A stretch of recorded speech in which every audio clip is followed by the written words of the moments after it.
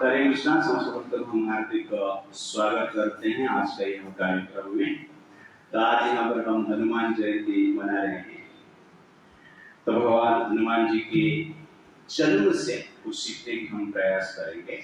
Life lessons from the birth of Lord Hanuman.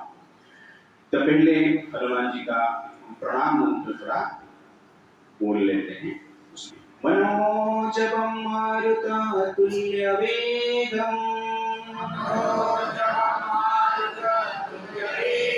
जितेन्द्रियं बुद्धिमतां वरिष्ठम्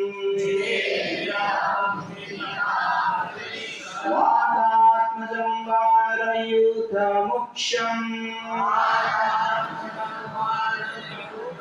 श्रीरामदूतं शरणं प्रपद्ये।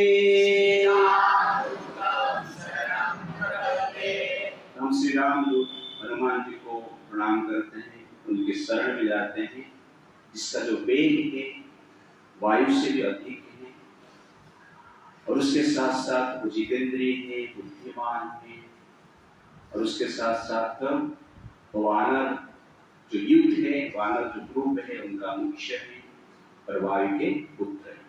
अंजनी गर्भ संभूता कपीन्द्र सचिवोत्तमम् राम प्रियं नमस्तुभ्यं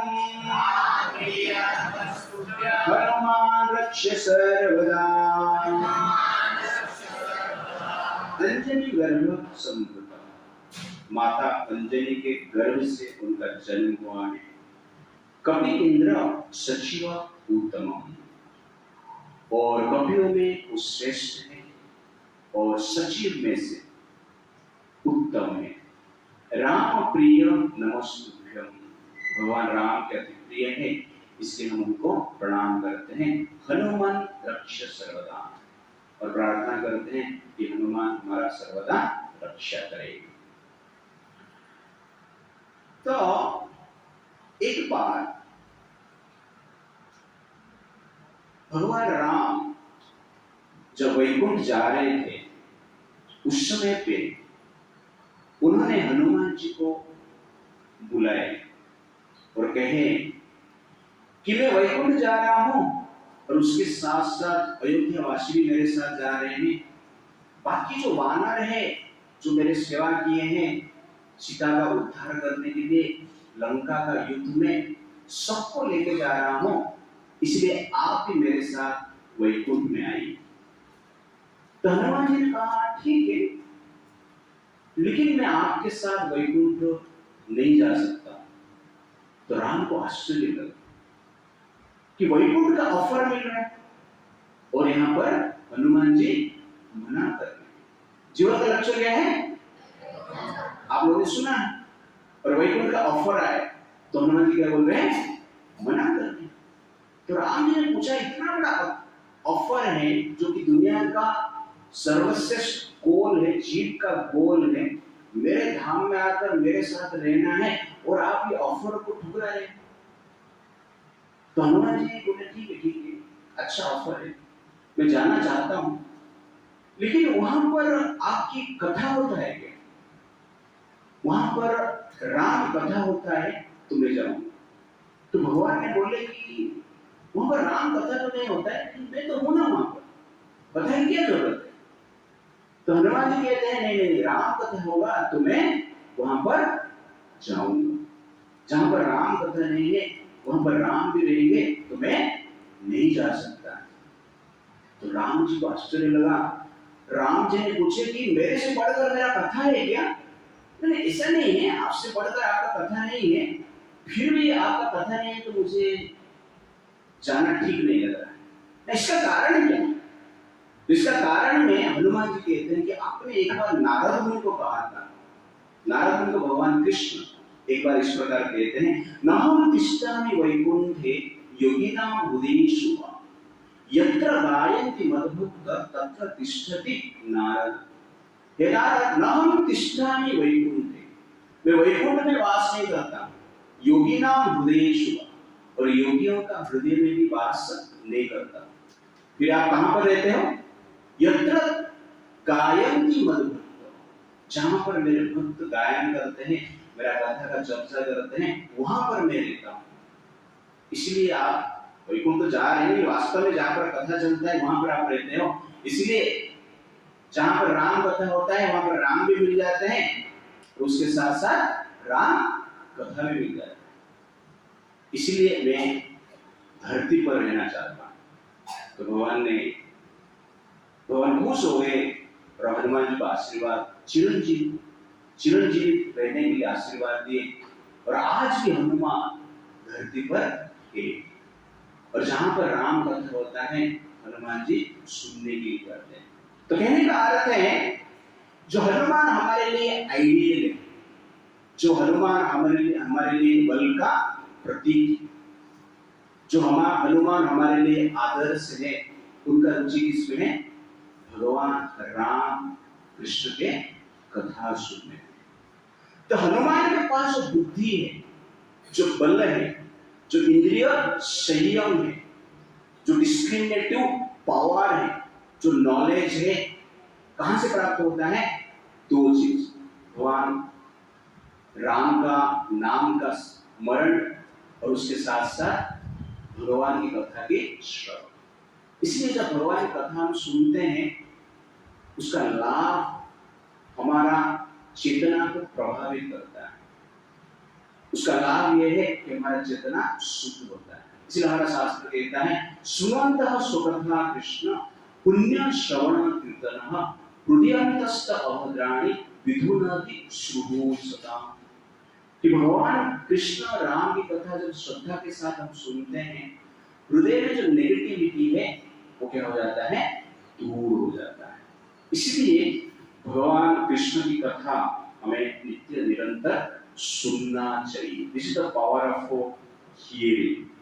मेरे विचार लोग सुनन्तः स्वकथा कृष्ण पुण्य श्रवण कीर्तनः हृदयन्तस्थ हि अभद्राणि विधुनाति शुभो सदा। तो भगवान की कथा हम जब सुनते हैं, हृदय के जो नेगेटिविटी है वो प्यूरिफाई होता है। विधुनाति मतलब प्यूरिफिकेशन होता है। तो आजकल संसार में जनरली क्या है, सब लोग नेगेटिविटी से जनरली प्रेरित। कितने लोग के हृदय में नेगेटिव थॉट्स आते हैं? हाँ। कितने लोग नेगेटिव थॉट से दूर होना चाहते हैं? हाँ। लेकिन नेगेटिव थॉट से दूर होने के लिए आप इंस्टाग्राम में जाएंगे तो दूर होंगे, फेसबुक पे जाएंगे दूर होंगे, यूट्यूब में जाएंगे दूर होगा। नहीं, नेगेटिविटी बढ़ जाएगी।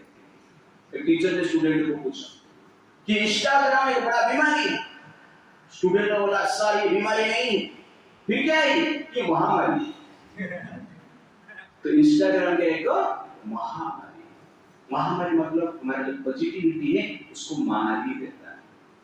इसीलिए जिस प्रकार हम आहार लेते हैं, शरीर को विटामिन मिलता है, शरीर को पोषण मिलता है, शरीर को शक्ति मिलता है, ठीक उसी प्रकार जब भगवत चर्चा हम करते हैं और भगवान के भक्त की चर्चा करते हैं, जो कि आज हम देखेंगे हनुमान जी का जन्म के बारे में देखेंगे, तब क्या होता है? मन में पॉजिटिविटी आता है, डिविनिटी आता है, दिव्यता की भाव उत्पन्न होता है। जिस प्रकार आहार को हम छोड़ देते हैं तो शरीर क्षीण हो जाता है, शक्तिहीन हो जाता है, ठीक उसी प्रकार जब भगवत चर्चा हम छोड़ देते हैं तो नेगेटिविटी अपने आप मन में आ जाता है।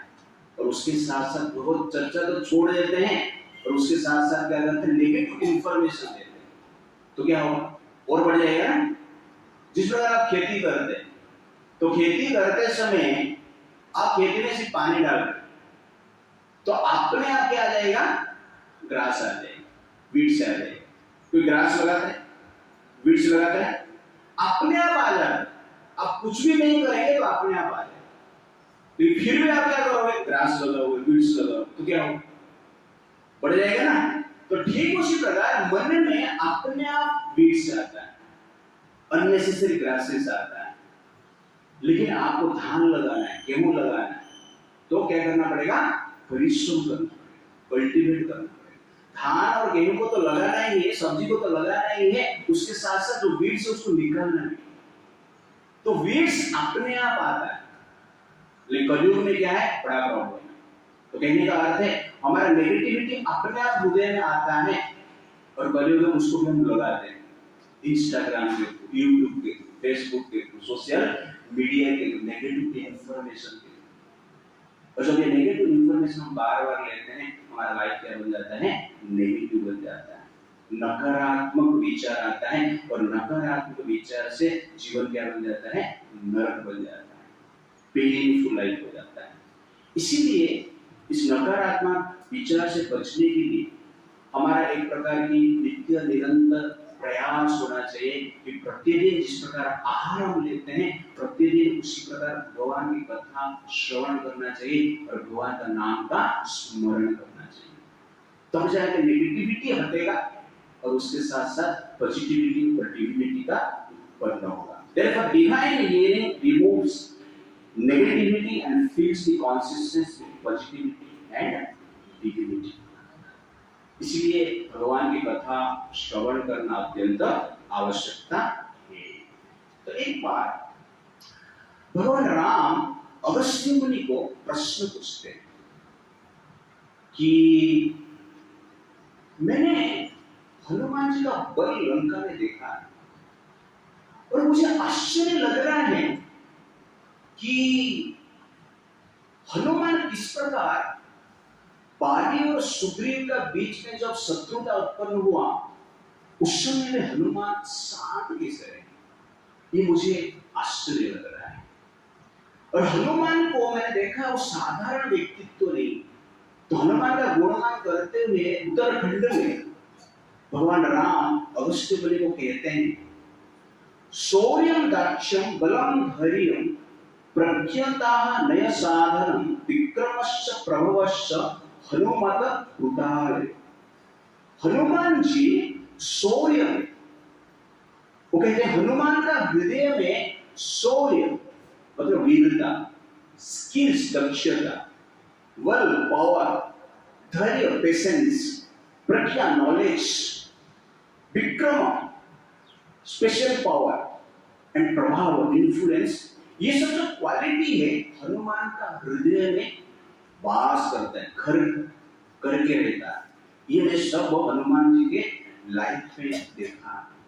और उसके साथ साथ हनुमान जी अकेले सागर को लांघ गए, सीता को मिले और मेरा परिचय दिए और सीता का आइडेंटिटी को लेकर, सीता का सूचना लेकर मेरे पास आए। उससे पहले लंका में जाकर अशोक वाटिका को नष्ट किए, अनेक मंत्री सैनिक को मारे, रावण का पुत्र अक्षय कुमार का भी वध किए, लंका को जलाकर मेरे पास आए।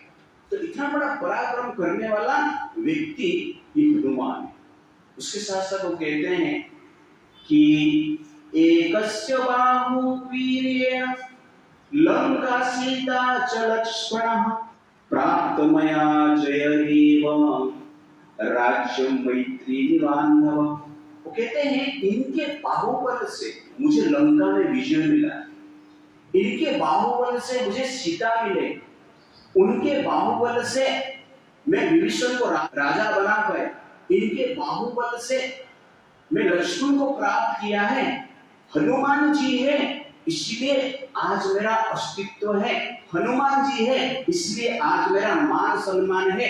इसलिए हनुमान जी के शक्ति के सामने भगवान शंकर का शक्ति भी कुछ नहीं, यमराज का शक्ति भी कुछ नहीं, इंद्र की शक्ति भी कुछ नहीं, और भगवान विष्णु का शक्ति भी हनुमान जी की शक्ति के सामने कुछ नहीं। इस प्रकार वो क्या करते हैं, ग्लोरिफिकेशन करते हैं। तो यहाँ पर कुछ पॉइंट्स हम डिस्कशन करेंगे। 3 keys फॉर रिलेशंस। तो भगवान राम यहाँ पर देखेंगे, राम कौन है, भगवान है, और किसका गुणगान कर रहे हैं, हनुमान जी का गुणगान कर रहे हैं। और किस क्या बोल रहे हैं, भगवान विष्णु का बल से भी इनका बल क्या है, महान है। तो ये राम का कैरेक्टर है। तो संसार में संबंध को, रिलेशनशिप को टिका के रखने के लिए 3 प्रिंसिपल अत्यंत आवश्यकता है: ह्यूमिलिटी, एप्रिसिएशन एंड ग्रेटिट्यूड। इसको हम आप इस प्रकार याद रख सकते हैं। इस पर ह्यूमिलिटी, नम्रता। तो जो व्यक्ति नम्र है वो व्यक्ति क्या कर पाएगा? एक व्यक्ति का प्रशंसा कर पाएगा। जो व्यक्ति नम्र नहीं है वो व्यक्ति क्या चाहता है? प्रशंसा सुनना चाहता है। और संबंध को टिका कर रखने के लिए नम्रता अत्यंत आवश्यकता है। आजकल संबंध टूट रहा है, संबंध में कॉन्फ्लिक्ट है, उसका मूल कारण क्या है? नम्रता नहीं, ह्यूमिलिटी नहीं। तो भगवान राम स्वयं विष्णु है, पर हनुमान जी को क्या बोल रहे हैं? कि विष्णु से भी पावरफुल। पर राम के बल से ही हनुमान जी क्या करते हैं? सब कुछ कर पाते हैं, हनुमान जी को एक्सेप्ट करते हैं। फिर भी भगवान राम क्या कर रहे हैं? हनुमान जी का एप्रिसिएशन कर रहे हैं नम्र भाव के साथ, और उसके साथ साथ ग्रैटिट्यूड, कृतज्ञ याद भी कर रहे हैं कि हनुमान जी ने मेरे लिए क्या क्या किए, कि हनुमान जी के कारण मुझे सीता मिले, लक्ष्मण मिले, रावण का वध में कर पाया। तो हनुमान जी का जो कार्य है उसको याद करते हैं।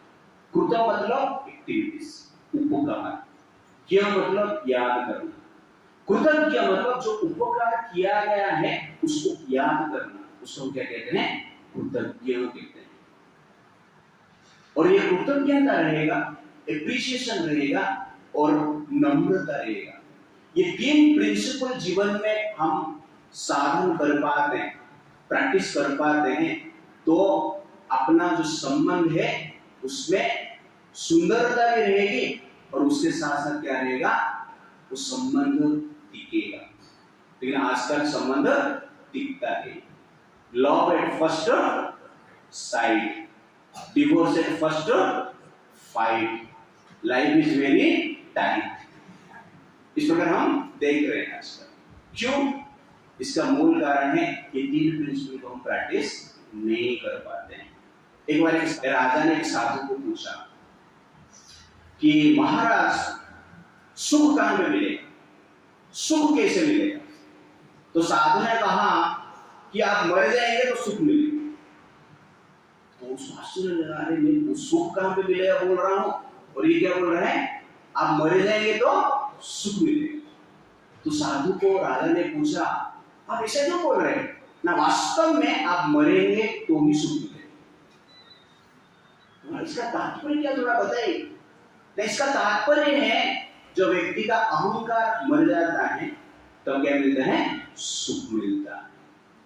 और अहंकार रहता है तो सुख मिट जाता है, संबंध मिट जाता है। इसीलिए pride means which gives happiness and humility means which gives happiness. Therefore practice humility, lead a life of happiness. If you practice pride, that means you are killing our pleasure, killing our relationship. Therefore यहाँ पर भगवान राम हनुमान जी का गुणगान करते हुए ये 3 सिद्धांत बता रहे हैं कि संबंध को टिका कर रखने के लिए हमें नम्र होना पड़ेगा और उसके साथ साथ प्रशंसा करना पड़ेगा और उसके साथ साथ ग्रैटिट्यूड, कृतज्ञता की भाव से हमें जीवन में रहना होगा, तब जाके संबंध टिकेगा। It's like that. The ship of relationship floats on the ocean of material existence when fueled by humility, appreciation and gratitude. तो रिलेशनशिप एक शिप जैसी है और ये शिप में आप इस संसार सागर में फ्लोट करना चाहते हो, घूमना चाहते हो, तो फ्यूल चाहिए ना। वो फ्यूल क्या है? सब लोग बोलिए, ह्यूमिलिटी, एप्रिसिएशन एंड ग्रैटिट्यूड। तो ये 3 प्रिंसिपल जो है ये फ्यूल के साथ संसार में हम संबंध में रहते हैं तो क्या होता है? वो संबंध टिकता है और शांति से भी हम जी पाते हैं। तो आजकल संबंध चैलेंज, कोई भी संबंध, हस्बैंड वाइफ, पिता पुत्र, माता पुत्र फ्रेंड्स भी हो, ओके ना, कोई भी रिलेशनशिप हो, जो रिलेशनशिप का टिका के रखना है, तो इस प्रकार की भाव में जीना आवश्यकता है। उसके बाद राम जी अगस्त्य मुनि को पूछते हैं, मुझे आप इसका कारण बताएं, मुझे समझ में नहीं आ रहा है कि किस कारण हनुमान जी बाली का वध नहीं की और सुग्रीव जी इतना कष्ट प्राप्त किए बाली के कारण, और अनेक वर्ष तक बाली का मार खाते रहे, और इतना पावरफुल होने के पश्चात हनुमान जी चुप क्यों रहे? तो इसका उत्तर में अगस्त्य मुनि राम जी को कहते हैं हनुमान जी का जन्म और इसका कारण बताते हैं। तो ये कथा आप सुन रहे हैं, पहले कौन सुनाइए? राम जी सुन रहे हैं। किसे सुन रहे हैं? अगस्त्य मुनि से सुन रहे हैं। तो अगस्त्य मुनि कहते हैं कि सुमेरु नामक एक पर्वत और वहां पर एक राज्य भी था, उस राज्य का राजा केसरी जो हनुमान जी के पिता हुए, और उनका माता का नाम है अंजना देवी, और अंजना के गर्भ से वायुदेव के कृपा से पुत्र उत्पन्न हुआ जिनका नाम है हनुमान। एक बार हनुमान जी जन्म के पश्चात उनके माता वन में कुछ फल लेने के लिए गए, और तुरंत हनुमान जी देख रहे हैं कि माता घर पे नहीं, तो उनको भूख भी लगा, इसलिए जोर जोर से रोने लगी कुछ समय। फिर भी माता का दर्शन नहीं हुआ, तो विचार किया कुछ खाना होगा। छोटे बालक थे और इधर उधर देख रहे थे, अचानक आकाश में क्या देख रहे हैं? सूर्य देव को उदित होते हुए देख रहे हैं, लाल सूर्य को देख रहे हैं। तो बालक थे, उनको लगा कि ये लाल कुछ तो दिख रहा है आकाश में, लगता है ये फल है, खाने की इच्छा हुआ, तुरंत ही बेटे से छलांग लगाए आकाश में, और छलांग लगाकर उड़ते हुए सूर्य की ओर जा रहे हैं। और बाकी देवता ये सब देखकर आश्चर्य हो गए और सोच रहे हैं भविष्य में ये बालक आश्चर्यजनक कार्य करे, ये छोटा बालक है और सूर्य की ओर छलांग लगा रहा है, सूर्य को खाने के लिए जा रहा है, और बड़ा होगा तो क्या करेगा? और उस समय पे वायुदेव जी देख रहे हैं कि बेटा खाने के लिए जा रहा है, इसलिए क्या करते हैं? अपना टेम्परेचर थोड़ा कम कर देते हैं, इसलिए चाहिए सूर्य की ओर जा रहा है, ठंडा लगना चाहिए, इसलिए वायुदेव उनके पीछे जाते हैं और ठंडा हवा देते हुए उनके पीछे चलते रहते हैं, और सूर्य की ओर हनुमान जी सलाम मार के उड़ रहे हैं। और उस दिन अमावस्या,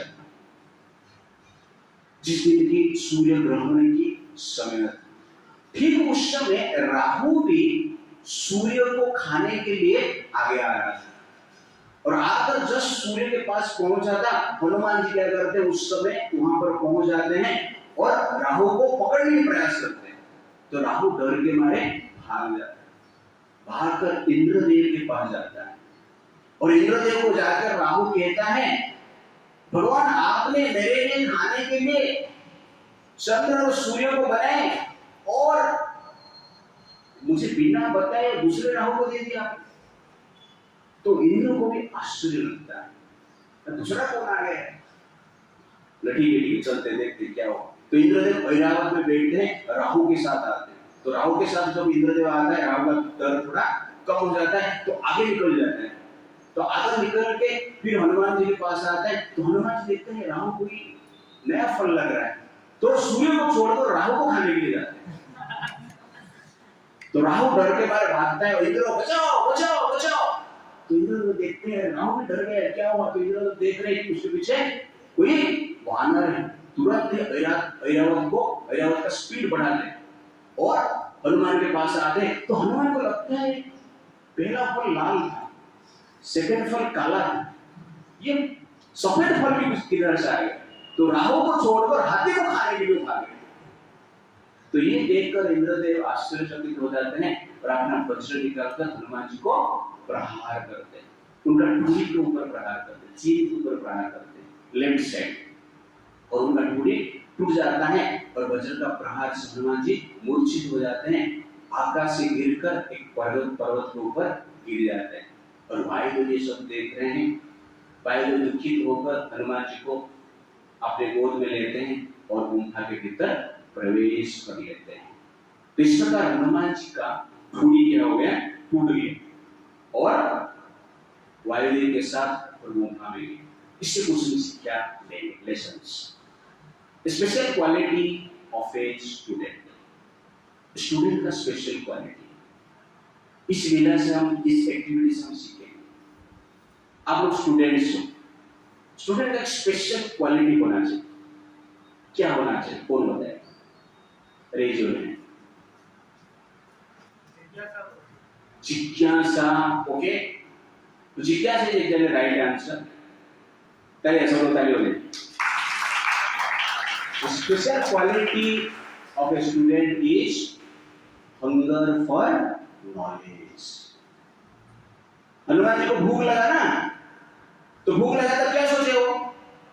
पिज्जा के बारे में सोचे, पानी पूरी के बारे में सोचे, पास्ता के बारे में सोचे। आज चाइनीज हमने बनाया है तो चाइनीज के बारे में सोचे।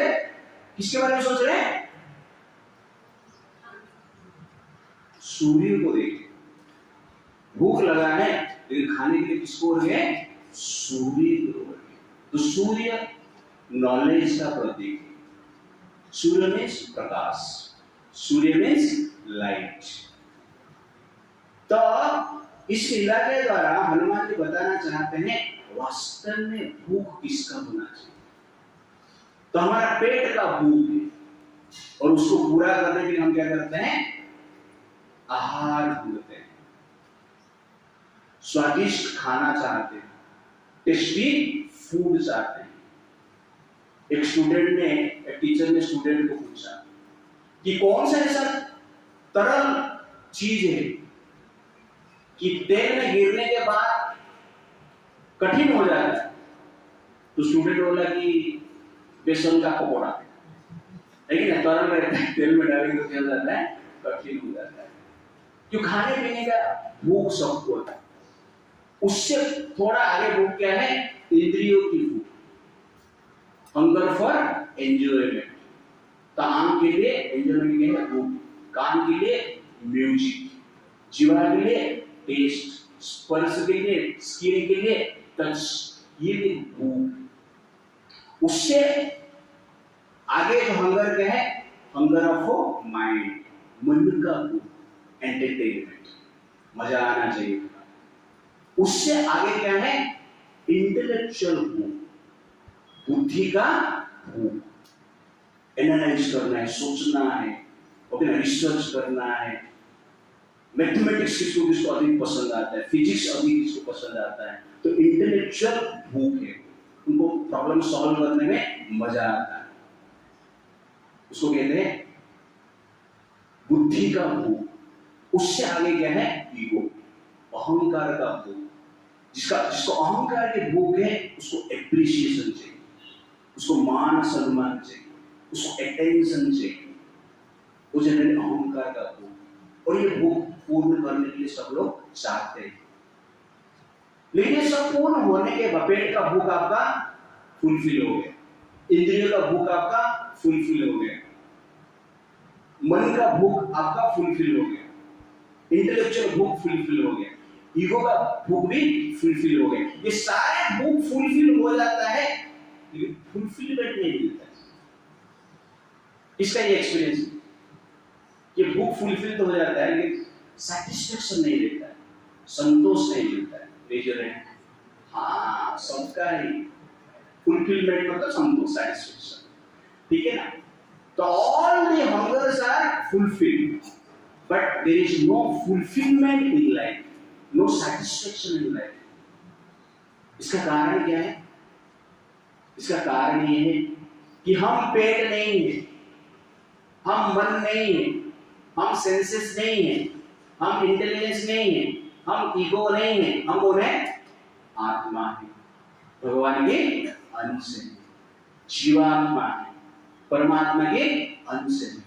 उसका सैटिस्फैक्शन, उसका भी एक हंगर है और उस हंगर को कहते हैं जिज्ञासा।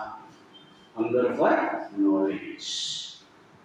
तो स्पिरिचुअल नॉलेज भी है, मटेरियल नॉलेज भी है।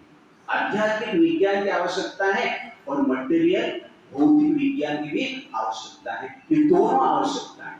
तो भौतिक विज्ञान क्या करता है? शरीर को कंफर्ट देता है, फैसिलिटी देता है, पोषण करता है। लेकिन जो स्पिरिचुअल नॉलेज है आपका पोषण करता है। तो हमने क्या किया? अभी तक पेट को खाना दिया, अभी तक हमने मन को खाना दिया, ईगो को खाना दिया, बुद्धि को खाना दिया और स्वयं खाना भूल गए। ये हमारा प्रॉब्लम है। जैसे कार और ड्राइवर रहते हैं, कार का खाना अलग है ना। कार का ड्राइविंग करके जाते हो तो आपको पता चल रहा है कि तेल खत्म हो गया, तब क्या करते हो? जाके पेट्रोल पंप में पेट्रोल भर देते हैं और साथ साथ बोलते थोड़ा मेरा मुंह में भी थोड़ा डाल दो, भूख लग रहा है, ऐसा बोलते हैं लोग। नहीं, आपका खाना अलग है। पेट्रोल हमें चाहिए, पेट भी भरना है हमारा। Intellectual hunger, egoistic hunger, mental hunger, sensual hunger, ये फुलफिल होना ही चाहिए। कार में पेट्रोल डालना चाहिए, लेकिन उसके साथ साथ आपको भी चाहिए ना।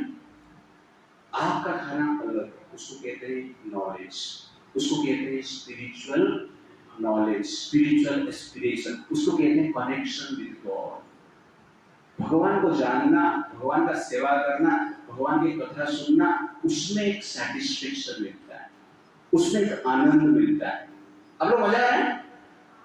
बहुत सारे लेक्चर आपने सुना है, किसको किसको सैटिस्फैक्शन मिला उस लेक्चर सुनने के बाद? ओके, तो कहने का अर्थ है हमें नॉलेज की भी आवश्यकता है।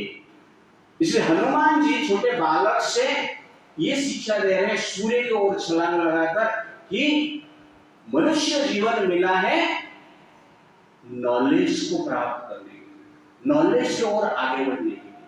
पानी पूरी के पीछे भागने के लिए नहीं, पिज्जा के पीछे भागने के लिए नहीं, पास्ता के पीछे भागने के लिए नहीं, किसके पीछे भागने के लिए? ज्ञान के पीछे, भगवान के पीछे भागने के लिए। आप लोग गाड़ी चलाते हो, आपको कोई पूछा जाएगा आप किधर जा रहे हो?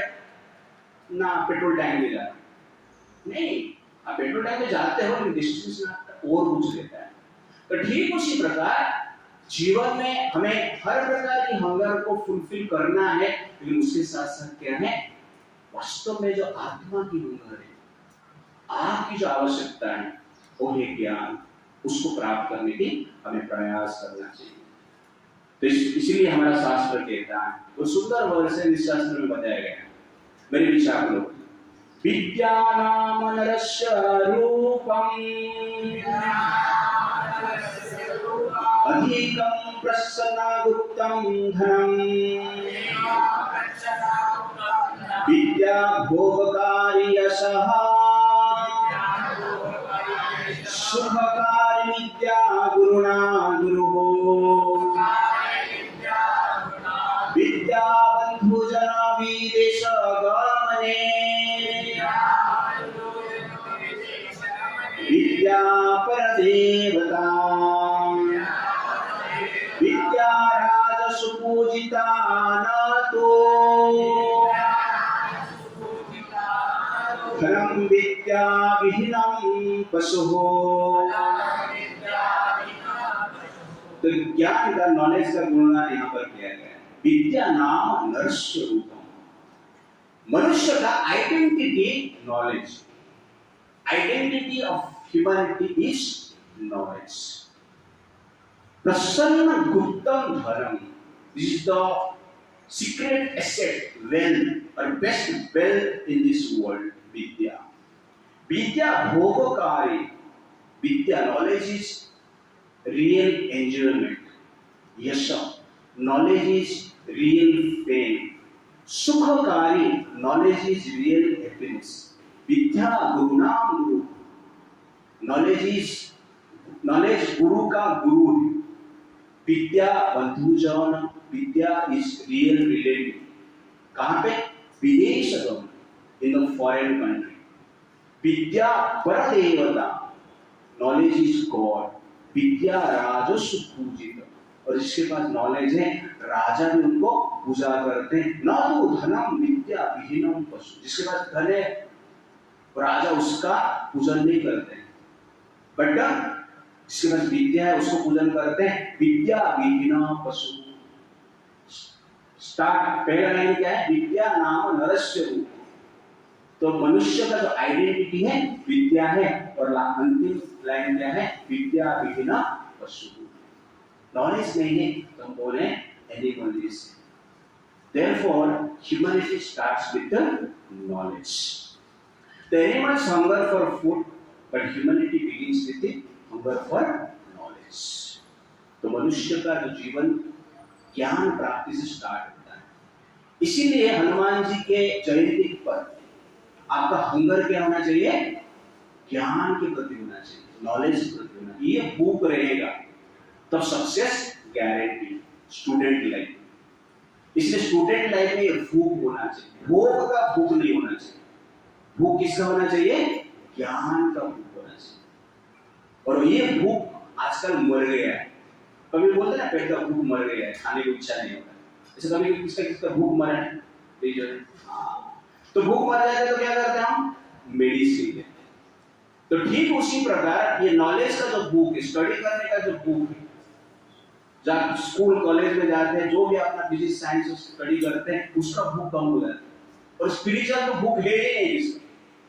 हम लोग इसे जबरदस्ती जाके लोगों को स्पिरिचुअल नॉलेज दे रहे हैं, लेकिन ये दोनों की आवश्यकता है और उसके लिए भी मोटिवेशन की आवश्यकता है। इसीलिए विद्या को जो अपना आइडेंटिटी माना, विद्या को जो अपना एसेट माना, विद्या को जो अपना भगवान माना, विद्या को जो अपना मान सम्मान माना, वो व्यक्ति के लिए विद्या क्या बन जाता है? भूख बन जाता है।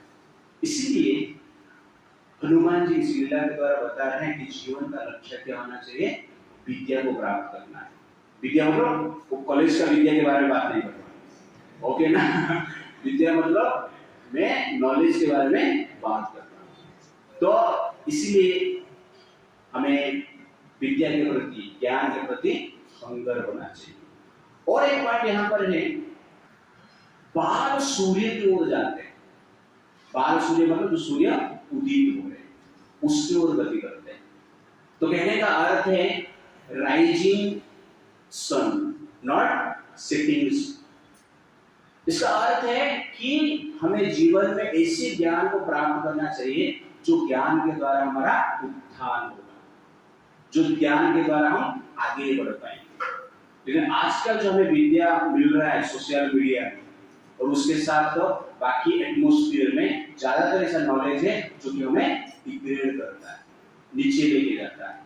इसलिए हमें क्या चाहिए? इस प्रकार की नॉलेज चाहिए जो कि हमें आगे लेके जाएगा। और इसीलिए आजकल हम देखेंगे कि हमारे पास बहुत कुछ है, फिर भी लाइफ इस सेंचुरी में बहुत डिफिकल्ट हो रहा है, क्योंकि हम जो विद्या हमारा उत्थान का कारण होगा उसको ग्रहण नहीं करते हैं, जो पतन का कारण होगा उसको ग्रहण करने की हम प्रयास करते हैं। तो इस प्रकार कहा जाए सुंदर राइमिंग एक प्रकार की कंटेंट है, तब ध्यान से सुनिए। Life in this century, our communication is wireless, our phones are cordless, our cooking are fireless, our food is fatless, our sweets are sugarless, our labor is effortless. In spite of this progress, ये सब होने के पश्चात भी situation क्या है? Our relationship is fruitless, our attitude is careless, our feelings are heartless, our arguments are baseless, our youths are jobless, our jobs are thankless, our needs are endless, our salaries are becoming less and less, our behavior is senseless, our life is meaningless, our heart is peaceless, our situation is hopeless, because our civilization is godless and knowledgeless. Right ना? ऐसा situation है ना वर्तमान समाज में। क्यों? क्योंकि our civilization is godless and नॉलेजनेस। इसीलिए नॉलेज की अत्यंत आवश्यकता है, और जिसके द्वारा हम क्या कर सकते हैं, पीस ऑफ माइंड मिल सकता है, केवल साइंटिफिक प्रोग्रेस से नहीं मिलेगा। और एक पॉइंट यहाँ पर कि हनुमान जी मॉर्निंग टाइम में सूर्य को हो जाते हैं। इसका अर्थ यहाँ पर मैं स्टूडेंट के लिए बताना चाहता हूँ कि पढ़ाई कभी करना चाहिए, मॉर्निंग टाइम में करना चाहिए, ब्रह्म मुहूर्त में पढ़ाई करना चाहिए। तो 3 से 7 o'clock, 3 to 5 जो है उसको ब्रह्म मुहूर्त कहते हैं, पर स्टडी टाइम जो है मॉर्निंग का 3, ओके ना, 3 AM to 7 AM best time for study. Hanuman ji ऐसा नहीं कि शाम का सूर्य के पीछे भाग रहे हैं। कौन से सूर्य के पीछे भाग रहे हैं? उगता हुआ मॉर्निंग टाइम। वैसे मॉर्निंग टाइम में हमें पढ़ना चाहिए, लेकिन आजकल उल्टा है, हमारा पढ़ना 11-12 बजे शुरू होता है। टीचर ने स्टूडेंट को पूछा तो कभी सोता है, तो स्टूडेंट कहता सर जब बुक हाथ में लेता हूं ना रात को 9 बजे सोता, और जो मोबाइल हाथ में लेता हूं तो 2 बजे सोता। तो इस प्रकार हमारा सिचुएशन हो गया। लेकिन यहाँ पर मॉर्निंग टाइम जो है बेस्ट टाइम आवर है। जिस प्रकार आप रात को जा रहे हो, शाम को मुंबई आप निकल गए, अपना कार निकाल के पहुंच पाएंगे मुंबई ठीक टाइम पे, क्यों? ट्रैफिक ज्यादा है। लेकिन सुबह सुबह 3 बजे निकल गई तो आपको लग रहा है कार में आएगा या एयरप्लेन में, आप फटाफट पहुंच जाएंगे, क्यों? क्योंकि ट्रैफिक नहीं। तो ठीक उसी प्रकार मन का जो ट्रैफिक, मन का ट्रैफिक क्या है? थॉट्स, विचार। मॉर्निंग टाइम में बहुत कम हो जाता है, 3 to 5, 3 to 7 आप बोल सकते हैं, पढ़ना है बाकी। तो इस टाइम पे मॉर्निंग का टाइम पे मन का जो थॉट है कम रहता है, विचार कम रहता है। इसीलिए उस टाइम पे जब स्टडी करते हैं मेमोराइज अच्छी तरह से होता है, रिफ्लेक्शन भी अच्छी तरह से हम कर पाते हैं। और जो काम आपको रात को 11 से 2 बजे के बीच में जितने आप याद करेंगे उसका 10 टाइम्स आप याद कर सकते हैं 3 to 7 में आप पढ़ते हैं। इसीलिए morning time is the best time for क्या है? Study, to get knowledge. Hanuman ji इसलिए सुबह सुबह सूर्य उदित हो रहा है और तुरंत क्या कर रहे हैं? उसके पीछे जा रहे हैं। और कभी प्रैक्टिस करना है बालक अवस्था। हनुमान जी बालक, बड़े होने के बाद सूर्य को खाने के लिए नहीं, ये थे सूर्य लोक में सीखने के लिए। सूर्य देव उनका गुरु है हनुमान जी को, लेकिन बालक अवस्था में स्टडी करना चाहिए। कहने का अर्थ है स्टूडेंट में। तो student life is time for study, it is not time for enjoyment. But आजकल उल्टा हो गया, student life is time for, लोग सोचते हैं एंजॉयमेंट। कॉलेज में आप लोग मजा करना, एंजॉय करना, क्लास अटेंड नहीं करना है, but there is a life for enjoyment. After student life there is life of enjoyment. लेकिन जो टाइम पे आपको तपस्या करना चाहिए उस टाइम पे एंजॉय करेंगे तो क्या होगा? फ्यूचर बर्बाद हो जाएगा। इसीलिए हनुमान जी इस लीला के द्वारा बता रहे हैं कि बालक अवस्था में वो क्या कर रहे हैं? सूर्य की ओर जा रहे हैं। इसीलिए अभी का जो समय है भोग का समय नहीं है, अभी का जो आपके लिए समय है स्टडी का समय है, तपस्या का समय है। इसीलिए इस समय में आपको क्या करना चाहिए?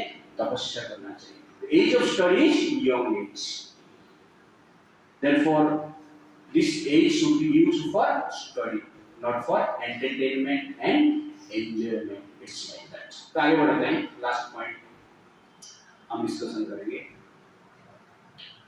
उसके बाद हनुमान जी इंद्रदेव की वज्र के आघात से क्या करते हैं? गिर जाते हैं पहाड़ के ऊपर, और वायुदेव हनुमान जी को लेकर गुफा में जाते हैं, और तुरंत ही वायुदेव क्या करते हैं? अपना शक्ति का प्रभाव दिखाते हैं। हर जीव के हृदय में जो वायु संचार होता है, सबके हृदय में, सबके शरीर में 5 प्रकार की वायु है। उदान, अपान, व्यान, समान, प्राण। ये 5 प्रकार का वायु डिफरेंट प्लेसेस में रहता है, और इस वायु के कारण हमारा मूवमेंट होता है। इस वायु के कारण जनरली हम क्या करते हैं? पेट साफ कर पाते हैं, यूरिनेशन हो पाता है, और इस वायु के कारण सर्कुलेशन भी होता है। इसके वायु के कारण हमारा मूवमेंट भी होता है।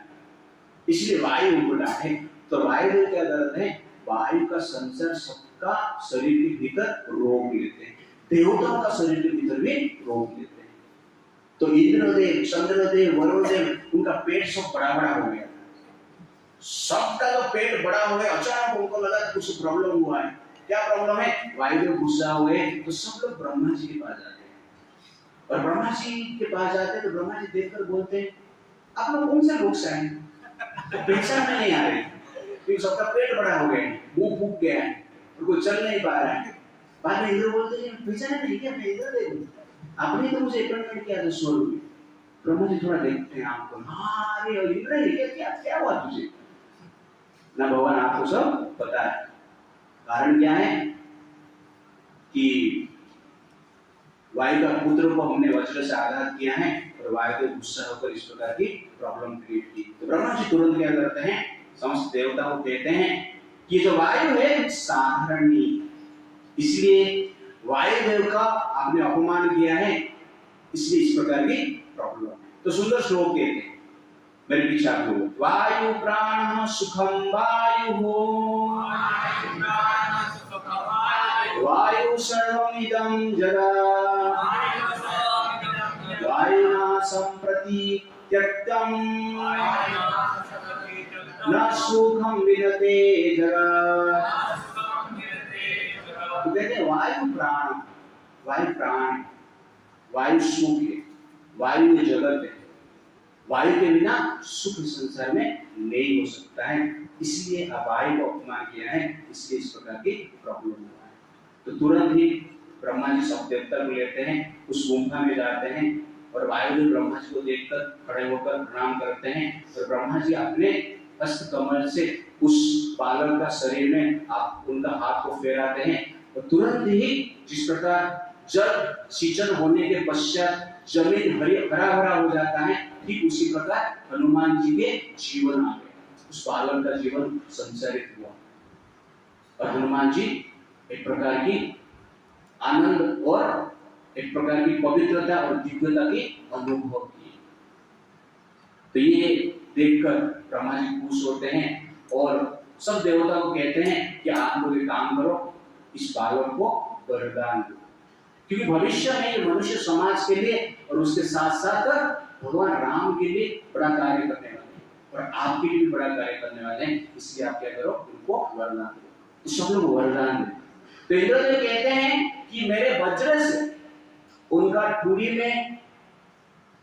उनका फट गया है, इंजुरी आया है चीन में, इसलिए इनका नाम क्या है, हनुमान। जय हनुमान, जय हनुमान, जय हनुमान।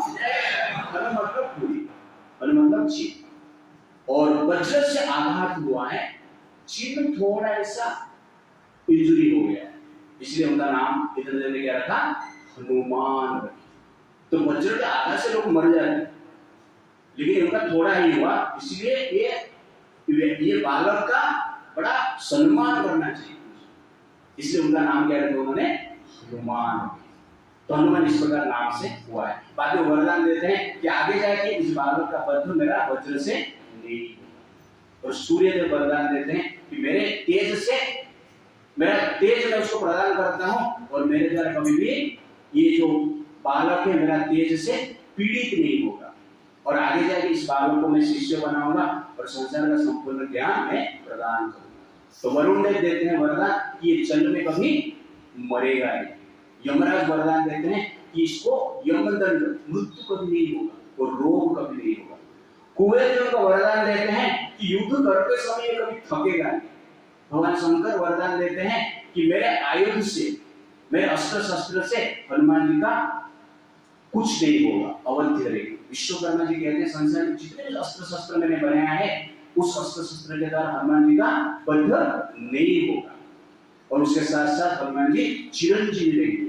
तो ब्रह्मा जी अंत में कहते हैं ये हनुमान दीर्घायु होंगे, महान बनेंगे, और उसके साथ साथ क्या है, ब्रह्म दंड से भी अवध्य रहेंगे। उनको ब्रह्म हत्या का, ब्राह्मण लोग उनको मृत्यु का श्राप नहीं दे सकते, इस प्रकार वो वरदान देते हैं। और उसके साथ साथ कहते हैं ये युद्ध में कभी हारेंगे नहीं, अपनी इच्छा के अनुसार रूप परिवर्तन कर सकते हैं, अपना इच्छा के अनुसार गति भी कर सकते हैं, कहां पे स्पीड जाना है, कहां पे स्लो जाना है, पूरा कंट्रोल इस हनुमान के पास रहेगा।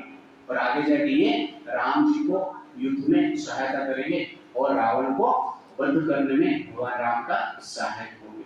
इस प्रकार वरदान देकर ब्रह्मा जी और देवता लोग क्या करते हैं, उनका लोक पे चला जाते हैं और वायुदेव अपने पुत्र हनुमान जी को लेकर, नामकरण हो गया, सब देवता के सामने हनुमान जी का नामकरण हुआ। अच्छा नामकरण हुआ, ऐसा नामकरण होता है क्या? हाँ, तो समस्त देवता वहां पर है, नामकरण के मार खाया नाम मिला, ओके नामकरण होने से पहले ही मार मिल गया। बट इस प्रकार उनको वरदान मिलता है और वायुदेव उनको लेकर आते हैं, अंजना को दे देते हैं और सब कुछ के वृत्तांत उनको बताते हैं। उसके बाद हनुमान जी अपना बल से थोड़ा प्रेरित होकर, इतना बल मिला ना, पावर सब मिल गया, अब बोलते प्रभु जी सब पावर कैसे मिल गया, थोड़ा डाउट आ रहे हैं।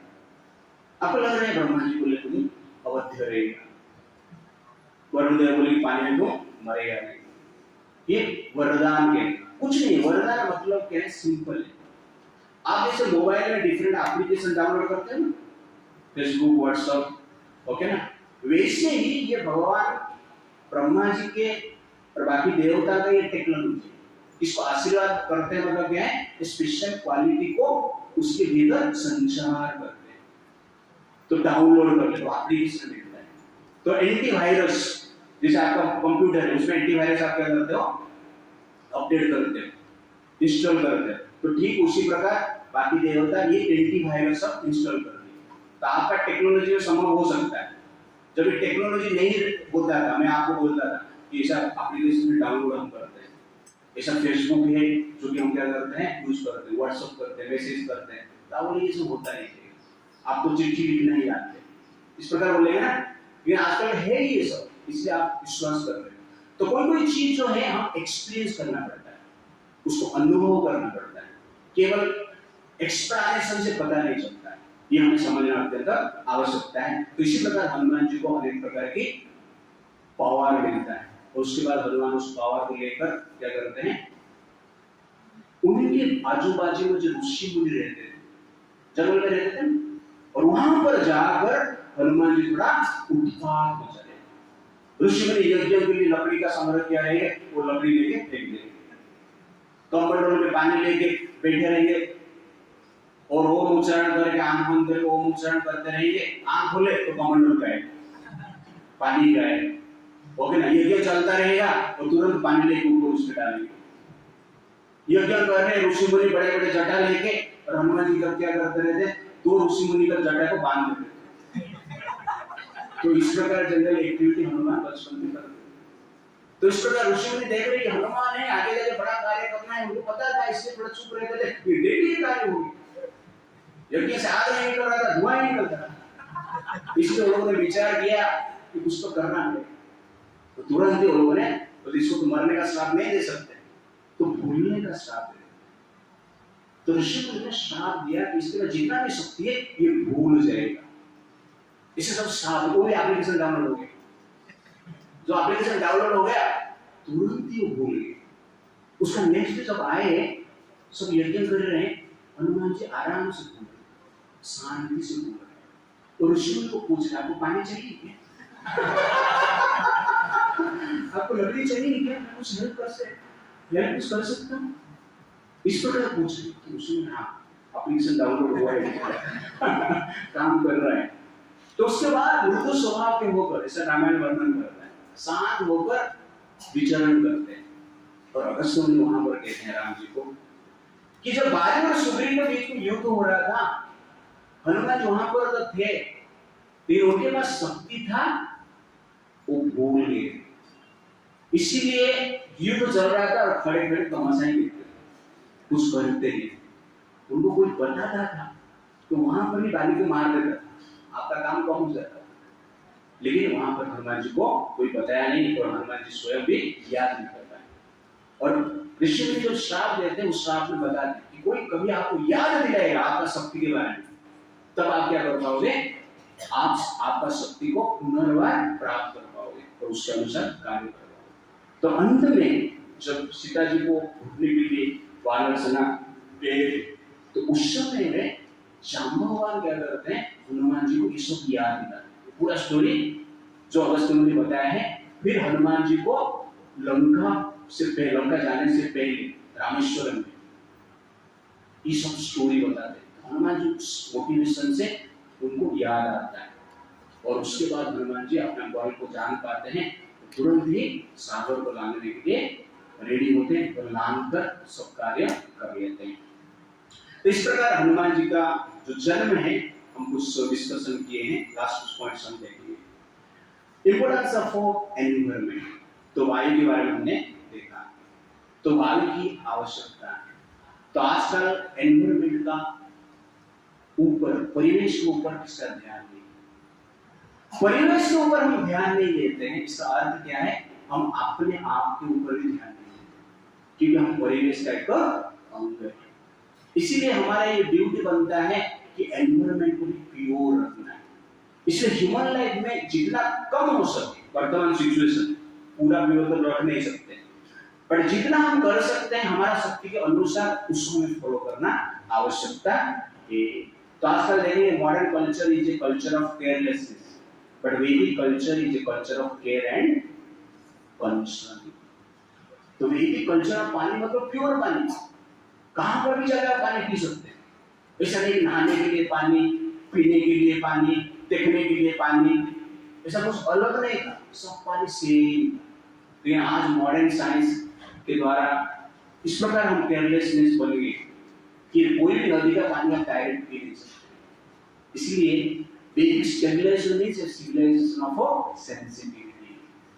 जब हम भारत में जो वैदिक शास्त्र कहता है कि पानी का पूजा करना चाहिए, आग का पूजा करना चाहिए, वायु का पूजा करना चाहिए, इसका अर्थ क्या हुआ? पूजा मतलब क्या है? क्योंकि बोल रहे तुम लोग वायु का पूजा करता है, पानी का पूजा करता है, पहाड़ का पूजा करता है, ये सब ट्राइबल लोग का काम ऐसा है। और आप आजकल पूजा नहीं कर रहे, क्या कर रहे हो? पानी को पॉल्यूट करते, वायु को पॉल्यूट करते, धरती को पॉल्यूट करते। तो पूजा मीन्स प्रोटेक्शन। जब हम पूजा करते हैं रक्षा करते, वर्शिप मीन्स प्रोटेक्शन। और वर्शिप छोड़ दिया तो हमने क्या किया? पॉल्यूट कर दिया। इसलिए वैदिक कल्चर क्या कहता है कि धरती मां, जो धरती को हम मां मानते हैं, पूजा करते हैं। पूजा करते हैं मतलब मां का रक्षा करते। इसीलिए ये कल्चर को देने के लिए इस प्रकार के स्टैंडर्ड बनाया गया है। इसलिए यहाँ पर हम देख रहे हैं कि वायु का आवश्यकता ब्रह्मा जी बताते हैं। देयरफॉर एज ए स्टूडेंट आपका भी एनवायरमेंट साइंस रहेगा कुछ, ठीक है, कॉलेज में हम पढ़ते थे, अभी कुछ एनवायरमेंटल साइंस है, हाँ। तो इसलिए इसके ऊपर भी हमें ध्यान देना चाहिए। Protection of environment means protection of humanity. तो आजकल बोल रहे हैं हम लोग इतना एडवांस किए नहीं, बहुत एडवांस हो गए।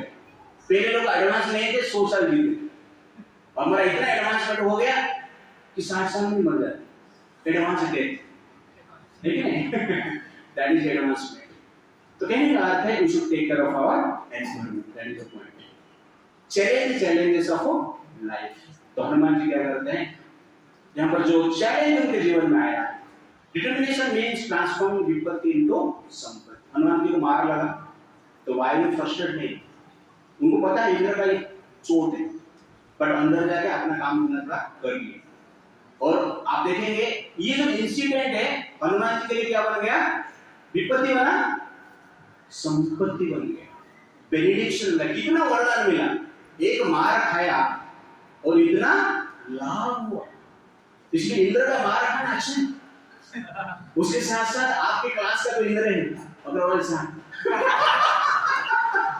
लेकिन उनका भी मार खाना मतलब पिटते नहीं, मारते नहीं, डांट खाना आपके लिए क्या है? अच्छा है, वरदान है। अंडरस्टैंड ना? तो कहने का अर्थ है कभी कभी जो चेस्टाइजमेंट इज फॉर अपलिफ्टमेंट।